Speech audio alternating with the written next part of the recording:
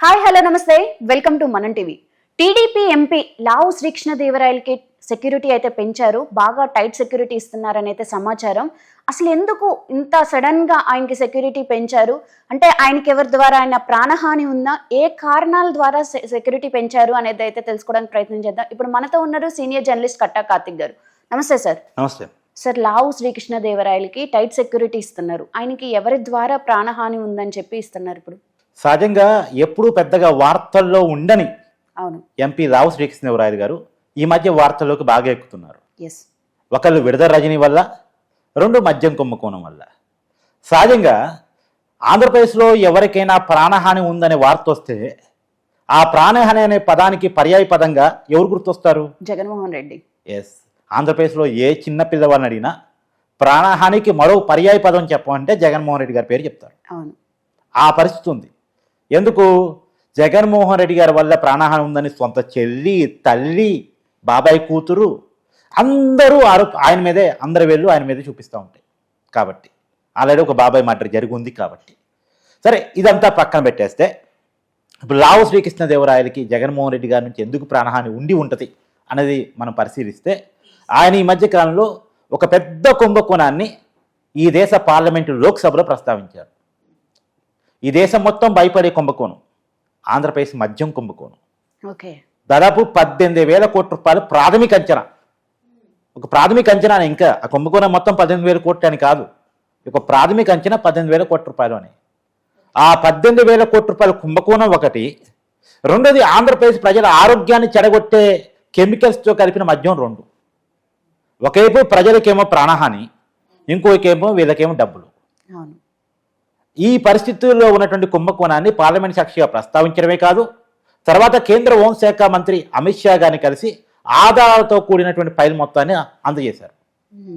ఇప్పుడు దాంట్లో లావు శ్రీకృష్ణదేవరాయ గారు చేసినటువంటి ప్రధానమైనటువంటి ఆరోపణ ఏంటంటే, ఒక 4,000 కోట్ల రూపాయలు ఈ మద్యం స్కామ్కి సంబంధించిన డబ్బు విదేశాలకు వెళ్ళిపోయింది.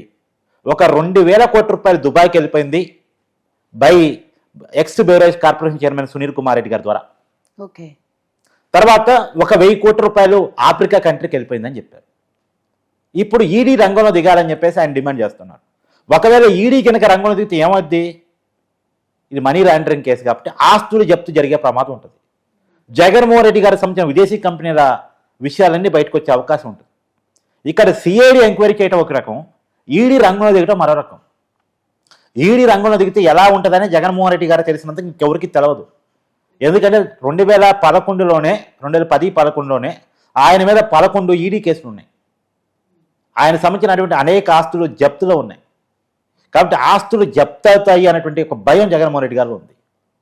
జగన్మోహన్ రెడ్డి గారికి ఆస్తి పోతుందంటే ప్రాణం పోయిన దాంతో సమానం. ఆస్తి కోసమే కదా చెల్లిని మెడబెట్టుకొని బయట నెట్టింది, ఆస్తి కోసమే కదా తల్లిని కూడా కోర్టుకి లాగింది. అలాంటిది ఆస్తి జప్తు అవుతుందంటే ఆయన ఎలా ఊరుకుంటాడు? ఎందుకు ఊరుకుంటాడు? ప్రాణ సమానంగా భావించే ఆస్తి పోతుంది, జప్తు అవుతుంది అంటే అసలు ఊరుకునే మనిషి కదా ఆయన. ఇంకోటి, జైలు జీవితం. అప్పట్లో పాపం 16 నెలలు జైల్లో ఉన్నారు. కాకపోతే అప్పుడు జైల్లో ఉన్నప్పుడు జనాల్లో సింపతి వచ్చింది. కానీ ఈ మద్యం కేసులో సింపతి వచ్చే అవకాశం లేదు. ఒక ఎగ్జాంపుల్ చెప్తా. Delhi liquor scam. ఎన్ని కోట్ల స్కామ్ అది? 1800. 100 కోట్ల స్కామ్ అది. ఢిల్లీ లిక్కర్ స్కామ్ 100 కోట్ల. 100 కోట్ల స్కామ్ అది. ఈ 100 కోట్ల స్కామ్లో అప్పుడు ఢిల్లీ ముఖ్యమంత్రిగా ఉన్న కేజ్రీవాల్ జైలుకి పోయాడు. ఢిల్లీ ఉప ముఖ్యమంత్రిగా ఉన్నటువంటి మనీష్ సిసోడియా జైలుకి పోయాడు. పైగా 1.5 సంవత్సరం పైగా జైల్లో ఉన్నాడు. మన తెలంగాణలో కేసీఆర్ కూతురు కవిత జైలుకి పోయింది. అప్పుడు మన ఎక్సీఎం కూతురు జైలుకి పోయింది, ఎమ్మెల్సీగా ఉండి కూడా. తీహార్ జైలు, మళ్ళీ మౌరు జైలు కూడా కాదు. సో నెలల తరబడి జైలు జీవితాన్ని గడపాల్సి వచ్చింది. మరి వీళ్ళకేమైనా సింపతి వచ్చిందా జైలుకి పోయించినందుకు? కవిత అరెస్ట్ అయినప్పుడు పార్లమెంట్ ఎన్నికలు జరిగితే బీఆర్ఎస్కి ఒక్క స్థానం కూడా రాలే. కేజ్రీవాల్ ఢిల్లీలో ఓడిపోయాడు. సో ఇది సింపతి రాని కేసు, లిక్కర్ కేసు అనేది. పైగా ఆస్తులు జప్తవుతాయి, పైగా జైలుకి వెళ్లాల్సి వచ్చింది. ఈ మూడు కూడా జగన్మోహన్ రెడ్డి గారికి మింగుడు పడిన అంశాలు. ఇప్పుడు ఏం చేయాలి? ఈ కేసు గురించి డిమాండ్ చేసి, ఈ కేసు విషయాలు ముందుకు తీసుకెళ్ళి, ఈ కేసు యొక్క ఆధారాలన్నీ సేకరించినటువంటి లావు శ్రీకృష్ణదేవరాయలు గారు ఈ భూమి మీద ఉండకూడదని జగన్మోహన్ రెడ్డి గారు తలంచారని ఒక అనుమానం కలుగుతూ ఉంది. ఈ అనుమానం వచ్చి ఆయన టైట్ సెక్యూరిటీ పెంచారు. నిజంగా జగన్మోహన్ రెడ్డి గారి ఆ మైండ్ సెట్టా అవునా కాదో ఒకసారి చెక్ చేసుకునే ప్రయత్నం చేసినప్పుడు వివేకానంద రెడ్డి గారి మర్డర్ కేసు ఒకసారి ప్రస్తావించాలి. ఉమ్, అంటే వివేకానంద రెడ్డి గారు విషయాన్ని పర్టికులర్ ఎందుకు ప్రస్తావించాలంటే ఆయన సొంత బాబాయ్, తండ్రి తర్వాత తండ్రి లాంటి వాడు. రాజశేఖర్ రెడ్డి గారు, వివేకానంద రెడ్డి గారు ఎప్పుడూ వేరువేరుగా బతకలే, ఒకే కుటుంబంగా బతికారు, ఉమ్మడి కుటుంబంగా బతికారు. వివేకానంద రెడ్డి గారు చేసినటువంటి డిమాండ్ ఏంటంటే ఆ రోజు పార్టీలో కడప ఎంపీ వీలైతే నాకు ఇవ్వండి, నాకు ఇవ్వటం మీకు ఇష్టం లేకపోతే షర్మిల గారికి ఇవ్వండి, షర్మిల మరింటి ఆడబిడ్డ, కడప ఎంపీగా అయితే నేను ఎప్పుడు రాజశేఖర రెడ్డి గారు ఇద్దరు ఒకళ్ళు నిలబడుతూ ఉంటాం, ఒకళ్ళు పులివెందుల ఎమ్మెల్యేగా ఇంకోళ్ళు కడప ఎంపీగా నిలబడుతూ ఉంటాం. కాబట్టి దయచేసి అది అవినాష్ రెడ్డి చేతికి ఇవ్వద్దు. అవినాష్ రెడ్డి కుటుంబం మన పగ కుటుంబం, మనకి పడని కుటుంబం, తరతరాలుగా ఆ కుటుంబంతో వైరం ఉంది. ఆ వ్యక్తికి కాకుండా ఇస్తే షర్మిలాకి ఇవ్వండి, లేకపోతే నాకు ఇవ్వండి, ఒక సాంప్రదాయం మనం కొనసాగిస్తున్నాం, ఆ సాంప్రదాయాన్ని మనం కొనసాగిద్దాం అని గట్టిగా మాట్లాడినందుకు వివేకానంద రెడ్డి గారి మర్డర్ జరిగిందని నేను చెప్పడం కాదు, సునీత చెప్తుంది, సునీత గారు చెప్తున్నారు, షర్మిల గారు చెప్తున్నారు, అవును వారిద్దరూ చెప్తున్నారు. అవును కాబట్టి ఇప్పుడు అదే సొంత బాబాయ్ విషయంలోనే మర్డర్ జరిగిన తర్వాత కూడా గుండెపోటుగా చిత్రీకరించే ప్రయత్నం చేసి సునీత గారు ఎదురు తిరగటం వల్ల అది గుండెపోటు కాదు మర్డర్ అని తేలిన తర్వాత అది కూడా మళ్ళీ చంద్రబాబు నాయుడు గారి మీదకు తోసే ప్రయత్నం చేసి తీరా సిబిఐ రంగంలో దిగిన తర్వాత ఇప్పుడు ఎవరి మీద కేసు నమోదైనాయి? అవినాష్ రెడ్డి మీద కేసు నమోదు కాలేదా? అవినాష్ రెడ్డి తండ్రి మీద కేసు నమోదు కాలేదా? అవినాష్ రెడ్డి తండ్రి జైలుకి పోలేదా? ఈ కేసులో గొడ్డలు పట్టుకునేటువంటి దస్తగిరి అప్పుడు మారలేదా? దీని వెనకాల జగన్మోహన్ రెడ్డి ఉన్నటువంటి ఆరోపణలు లేవా? కాబట్టి సొంత బాబాయినే ఉపేక్షించలేదు కదా వీళ్ళు. అవును మరి అలాంటిది రావు శ్రీకృష్ణదేవరాయని ఎందుకు ఉపేక్షిస్తారు?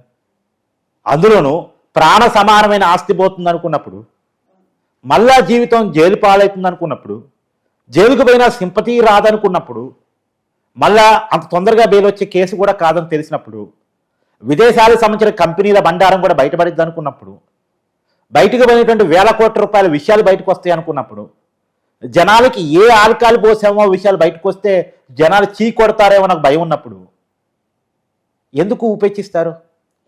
ఖచ్చితంగా ఏమైనా చేయడానికి వెనకాడరు అనేటువంటి ఒకే ఒక కారణం ఇచ్చా ఆయన సైట్ సెక్యూరిటీ పెంచారు అనేటువంటి మనకు ఉన్నటువంటి ఒక అంచనా. ఇంకొక మాట కూడా చాలామంది చెప్తున్నారు, విడదల రజనీ కూడా రావు శ్రీకృష్ణదేవరాయల మీద అనేక ఆరోపణలు చేశారు. అవును నిజానికి విడదల రజనీ ఆరోపణలు మాత్రమే చేయగలదామా? అంతకుమించి ఆమె చేయగలిగింది ఏమి ఉండదు. ఆమె మహా అంటే బెదిరించి డబ్బులు రాకగలిగింది, ఇంకేదన్నా చేయగలిగిద్ది, ఆరోపణ చేయగలిగిద్దాము. కానీ జగన్మోహన్ రెడ్డి లాగా ఆమె ఏదో శ్రీకృష్ణదేవరాయని ఏదో చేయగలిగే పరిస్థితుల్లో ఆమె ఉండదు. కావాలంటే జగన్మోహన్ రెడ్డి గారు సాయం తీసుకుని దాన్ని చేయించడానికి ట్రై చేసిద్దాము తప్ప ఆమె చేయగలిగిన పరిస్థితుల్లో ఏముండదు. ఆమె స్వభావం మహా అంటే డబ్బులు తినే ఆరోపణలు ఆమె మీద ఉండుండొచ్చు, అంతేకాని ఆమె మనిషిని చంపేంత, చంప కలిగేంత, గతంలో చంపినంత ఆమె మీద ఇలాంటి ఆరోపణలు లేవు. ఆమె మీద ఉన్న ఆరోపణలు ఏంటంటే ఒకరి దగ్గర 2 కోట్లు బెదిరించి తీసుకున్నారు, ఇంకొకరి దగ్గర భూములు లాక్కొని తీసుకున్నారు, ఇంకొకరి దగ్గర లంచాలు అడిగారు, ఇలాంటి కేసులు అయ్యే ఉన్నాయి. ఓకే సరే ఏది ఏమైనా ఆ కేసు సంబంధించి ఆమె మీద ఏసీబీ కేసు నమోదైంది. ఆమె ఏదో కాల్ డేటా సంబంధించి రావు శ్రీకృష్ణదేవరాయ మీద ఆరోపణ చేసింది. దానికి సంబంధించి ఆయన క్లారిటీ ఇచ్చారు రావు శ్రీకృష్ణదేవరాయ గారు. అమ్మా నేను ఇరికిచ్చింది నేను కాదు, నీ కేసులో A2గా ఉన్నటువంటి ఐపీఎస్ ఆఫీసరు పల్లె జాషువా ఏ అధికారాన్ని ఉపయోగించుకొని 2 కోట్లు డిమాండ్ చేశావో ఆ అధికారిని నేను నిరికించాడమ్మా అని చెప్పేసి చాలా క్లియర్గా ప్రెస్ మీట్ పెట్టి చెప్పాడు. కాబట్టి నేను అనుకోవటం విడదల రజనీ గారు ఏదో ఆమె వల్ల ప్రమాదం ఉందని సైట్ సెక్యూరిటీ ఇచ్చారని నేనైతే అనుకోను. కానీ ఈ దేశాన్ని భయపెట్టే కుంభకోణం, జగన్మోహన్ రెడ్డి గారిని భయపెట్టే కుంభకోణం బయటకు రావడం వల్ల ఆయన సైట్ సెక్యూరిటీ పెంచుతున్నారని నేను అనుకుంటున్నాను. సహజంగా ఎవరైనా జగన్మోహన్ రెడ్డి గారిని భయపెట్టారు అంటే ఆ భయపెట్టిన వల్ల అవతల భయపడాల్సిందే, ఖచ్చితంగా అది సాంప్రదాయం. జగన్మోహన్ రెడ్డి గారిని ఎవరైనా భయపెట్టారు అంటే ఆ భయపెట్టిన వ్యక్తి ఈ భూమి మీద ఉండటానికి ఇబ్బంది పడాలి. గత చరిత్ర అలా ఉంది. కాబట్టి ఆ పరిస్థితుల్లోనే రావు శ్రీకృష్ణదేవరాయలు ఉన్నాడు. కాబట్టి అందులో కేంద్ర ప్రభుత్వం కూడా ఇన్వాల్వ్ అంటే అమిత్ షా గారికి మొత్తం ఆధారాలు సమర్పించాడు. కాబట్టి కేంద్రానికి కూడా విషయం తెలుసు. కాబట్టి ఇప్పుడు రావు శ్రీకృష్ణదేవరాయలు గారికి సహజంగా ఉండే ఎంపీ సెక్యూరిటీ కాకుండా అదనపు సెక్యూరిటీ ఇచ్చారు, టైట్ సెక్యూరిటీ ఇచ్చారు. ఆయనకు మాత్రమే కాదు ఆయన కుటుంబ సభ్యులకు కూడా టైట్ సెక్యూరిటీ ఇచ్చారు. అందులో దేశంలో ఎన్డీఏ గవర్నమెంట్ ఉంది, రాష్ట్రంలో ఎన్డీఏ గవర్నమెంట్ ఉంది. కాబట్టి కొంత జాగ్రత్తగానే ఆయన చూసుకునే పని చేస్తారు అనేటువంటిది మనకు ఉన్నటువంటి ఒక అంచనా. ఓకే థ్యాంక్ యూ కార్తిక్ గారు.